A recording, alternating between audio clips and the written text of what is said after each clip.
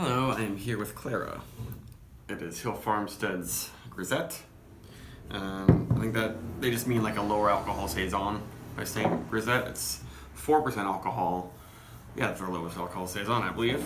And it uses a little bit of wheats and oats in there, American and European hops, it says, but otherwise it's going to be a lot like their other non-barrel aged saisons.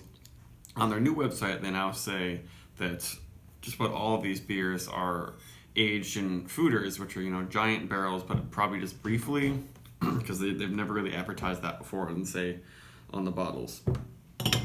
And I've had this once before, a long time ago, but didn't do a review. I'm expecting to like it. Ooh, it's foaming up a little bit. Interesting. It's been in my fridge for a couple days, and it looks like that will eventually start not gushing, but just kind of seeping out. It looks like their beers usually do. I've never had a gusher from one of their standard saisons. I think just their Nordic Farmhouse Ale, which I really, really like, and I think I haven't done a review of. That one I had a gushing experience with. But that looks very nice. Not seeing many bubbles coming up, even though it's definitely well carbonated. Oh yeah, there's some tiny bubbles in there.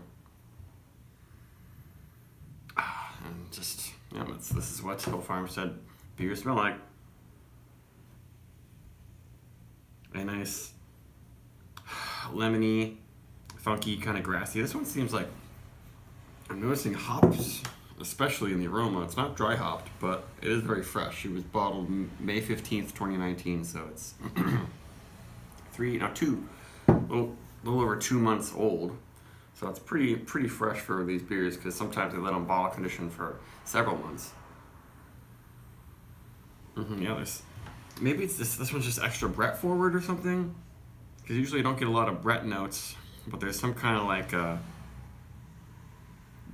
peachy, tropical, stone fruity type thing that I usually get from hops and Brett more than saison yeast and like lactic acid.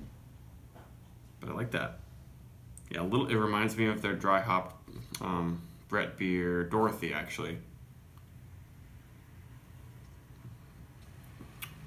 Yeah, interestingly funky. I like it, but it's kind of got a little bit, it's sort of barnyardy, but it's more like hay and touch of like bitter pill aspirin type thing that I get from, usually really aged Brett beers. But this one is fresh, and usually I feel like it's milder on the Brett. I don't really remember when I had it the first time that much.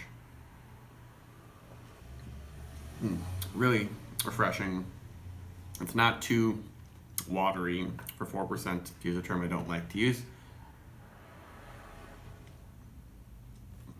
Prickly, kind of fluffy, but really refreshing. Super, super dry.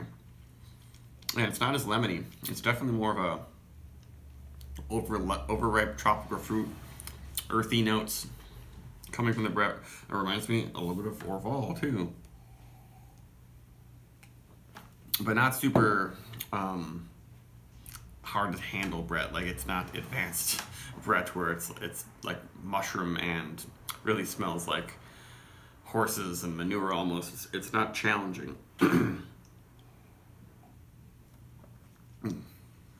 Yeah, the finish is quite dry. There's definitely some IBUs happening in here, but I would give this probably 4.25. It's a little more interesting than I thought it was going to be. Not very sour at all. Because some of their like other beers, like Florence, their wheat saison, that one is quite tart. I think they advertise it as being a little more tart. And yeah, Arthur and Anna are pretty tart also, but this one is very, very low on the tartness. Yep, 4.25. I definitely recommend this one highly. Just because it's low alcohol doesn't mean it's low complexity. Bye.